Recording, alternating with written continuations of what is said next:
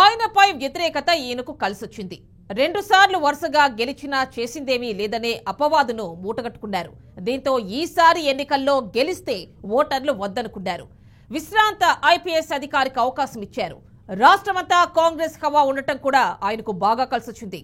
కానీ ఈయన ఏదో చేస్తాడనుకుంటే దొందే అని ఇప్పుడు ప్రజలు తలలు పట్టుకుంటున్నారు. ఇంతకీ ఎవరు వారు?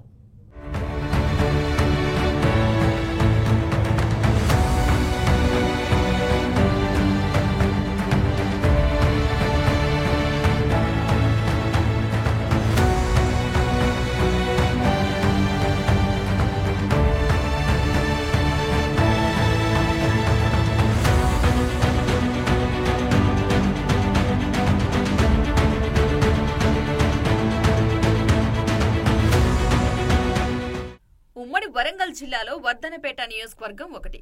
1957 నుంచి ఇప్పటి వరకు 13 మంది ఎమ్మెల్యేలు వచ్చారు వెళ్లారు. ఇప్పుడు నియోజకవర్గ 14వ ఎమ్మెల్యేగా కేఆర్ నాగరాజు ఎన్నికయ్యారు. ఇప్పటి వరకు ఎంతమంది మారినా వర్ధనపేటలో అభివృద్ధి మాత్రం అంతంత మాత్రమేనని ప్రజల అభిప్రాయం. కానీ తెలంగాణ వచ్చిన తర్వాత టీఆర్ఎస్ కు ఓట్లేసి గెలిపిస్తే అభివృద్ధి చేసి చూపిస్తారని భావించారు. కానీ ప్రజలు అనుకున్నంత కాకపోయినా కొంత అభివృద్ధి జరిగిందని రెండోసారి కూడా టీఆర్ఎస్ అభ్యర్థిని గెలిపించారు. అయితే రెండోసారి మాత్రం ఎమ్మెల్యేగా ఆరూరి రమేష్ చేసిన అభివృద్ధికి సంతృప్తి చెందని ప్రజలు మరో నాయకుడిగా విశ్రాంత ఐపీఎస్ అధికారి కేఆర్ నాగరాజ్ కు అవకాశం ఇచ్చారు.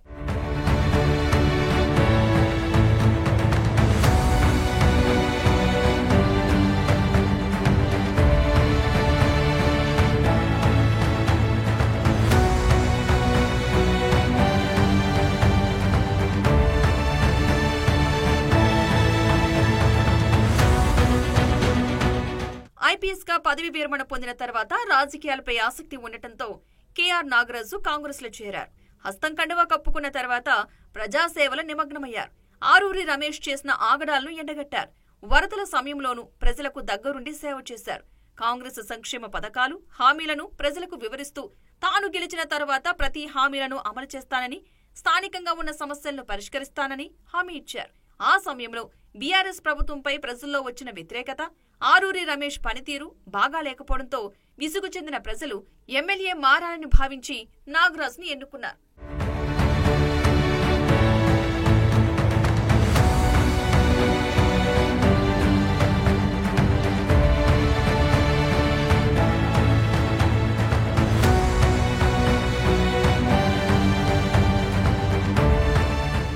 ఇక ఎమ్మెల్యేగా గెలిచిన తర్వాత నియోజకవర్గ ప్రజల సమస్యలపై స్పందిస్తూ డైలీ ఎమ్మెల్యే కార్యక్రమాన్ని ప్రారంభించారు నాగరాజు. దీంతో ప్రతి కార్యకర్తకు, ప్రజలకు అందుబాటులో ఉంటూ ప్రజా సమస్యలను తెలుసుకుంటూ పరిష్కారానికి కృషి చేస్తున్నారని పలువురు అంటున్నారు.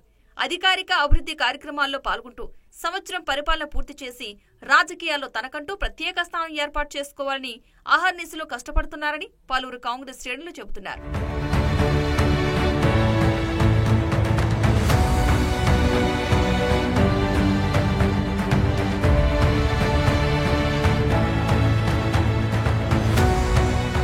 అయితే ఇదిలా ఉండగా ఎమ్మెల్యే నాగరాజుపై కొంతమంది హస్తం నాయకులు, పలువురు ప్రజలు మాత్రం విమర్శలు చేస్తున్నారు.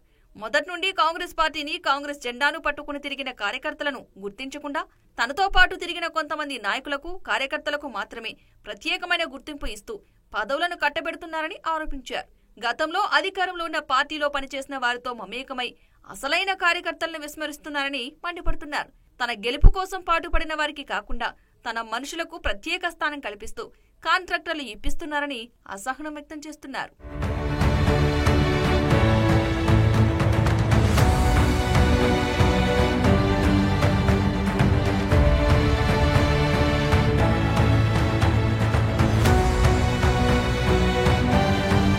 ఆరు గ్యారంటీలు అంటూ అధికారంలోకి వచ్చిన కాంగ్రెస్ నాయకులు గెలిచిన తర్వాత హామీలను విస్మరిస్తున్నారని, ప్రజా సమస్యలను పట్టించుకోవడం లేదని పలువురు ఆరోపిస్తున్నారు. ఏడాది విజయోత్సవాలు జరుపుకుంటున్న కాంగ్రెస్ నాయకులు ప్రజలకు ఏం చేశారని ఉత్సవాలు జరుపుకుంటున్నారో చెప్పాలని డిమాండ్ చేస్తున్నారు. అన్ని విధాలుగా కూడా రైతును రాజును చేసిన ఘనత కేసీఆర్ది. ఇప్పుడు కాంగ్రెస్ ప్రభుత్వం 6 గ్యారెంటీలతోని మభ్యపెట్టి రాష్ట్రంలో కాంగ్రెస్ ప్రభుత్వాన్ని ఏర్పాటు చేసి రైతులను నిండా ముంచింది. రైతు మాఫియా అని చెప్పేసి 40,000 కోట్లు రైతులకు అవసరం ఉంటే 18,000 కోట్లు ఇవ్వడం జరిగింది. అలా చాలామందికి రుణమాఫీ జరగలేదు. అట్లా 22,000 కోట్లు ఎగ్గొట్టడం జరిగింది. అదేవిధంగా రైతు భరోసా కూడా కాంగ్రెస్ ప్రభుత్వం ఏర్పడిన కానుంచి ఇంతవరకు భరోసా కూడా ఇవ్వని దాఖలు లేవు. అలాంటిది బోనస్ అని చెప్పారు. బోనస్ అని చెప్పి బోగస్ చేశారు. 25 కోట్లు ఇచ్చారు, మిగతాదంతా ఇగనామం పెట్టారు. అలాంటి కాంగ్రెస్ ప్రభుత్వం ఇవాళ రాష్ట్రంలో విజయోత్సవాలు జరుపుకుంటున్నారు. ఎలా జరుపుకుంటున్నారు? కాంగ్రెస్ రైతు భరోసా ఇవ్వనందుక, లేకపోతే బోనస్ పూర్తిగా ఇవ్వనందుక, రుణమాఫీ పూర్తిగా జరగనందుక, 24 గంటల కరెంట్ ఇవ్వనందుక, ఏ విధానంగా విజయోత్సవాలు జరుపుకుంటారనేది రేవంత్ రెడ్డి ప్రజలకు చెప్పాల్సిన అవసరం ఉంది. అదేవిధంగా గత ప్రభుత్వం 6 గ్యారంటీలలో ఏ ఒక్క గ్యారంటీ కూడా అమలు పరచలేదు. వర్ధనపేట నియోజకవర్గంలో తనపై వస్తున్న ఆరోపణలు తిప్పికొట్టి ప్రజాపాలనలో ముందుకు సాగాలని ప్రజలు ఆకాంక్షిస్తున్నారు. మరి ఇప్పటికైనా కేఆర్ నాగరాజ్ ఏ విధమైన పాలన సాగించి అభివృద్ధి చేస్తారో, ప్రజల్లో ఏ మేర మార్కులు కొట్టేస్తారో చూద్దాం.